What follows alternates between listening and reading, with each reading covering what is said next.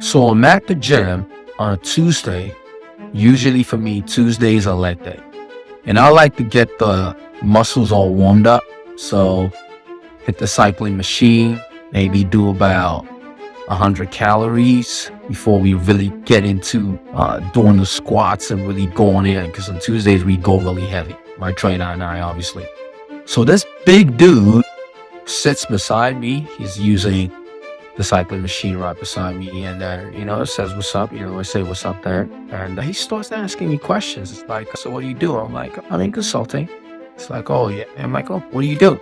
It's like, oh yeah, I work for the State Department in the U.S. I'm like, oh okay. So what are you doing now? It's like, oh yeah. I'm just doing some things here with the embassy and all that. I'm like, oh, that's cool. It's like, but I don't work with the embassy though. I'm like, but isn't the embassy under the State Department?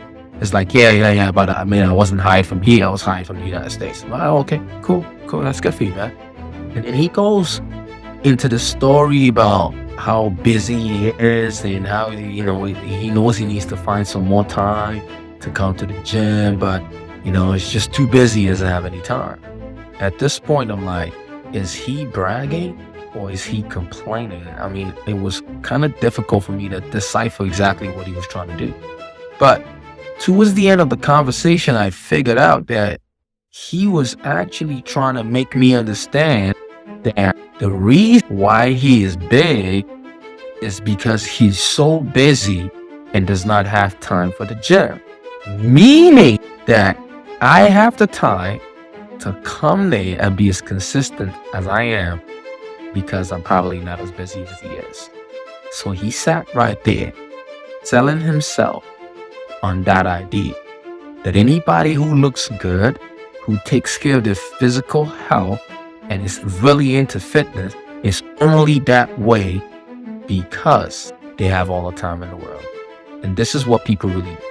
All those who are out there making derogatory statements about people who really have the time and who understand the importance of taking care of their bodies, they get people like this. Ignorant statements like, okay, it's not about having time. There is 24 hours. Everyone has the same 24 hours.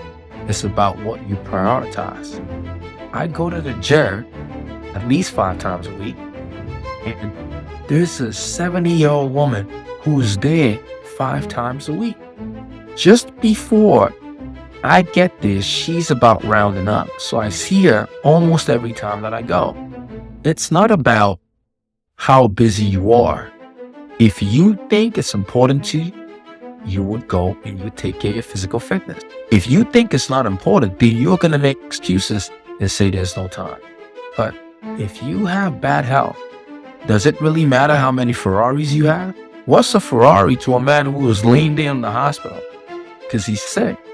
What's a mansion to a wealthy man? He can't even live in that mansion. He's in the hospital on a tiny little bed. Of what good is that? Your spirit leaves your body the day that your body is no longer conducive for your spirit to stay in. What do we usually call that? We call it death. So if you're one of those people who make excuses, continue making excuses for not wanting to take care of your health. Nobody's going to stop you from doing that. But what you're not going to do is make fun of those who see physical fitness as something really important.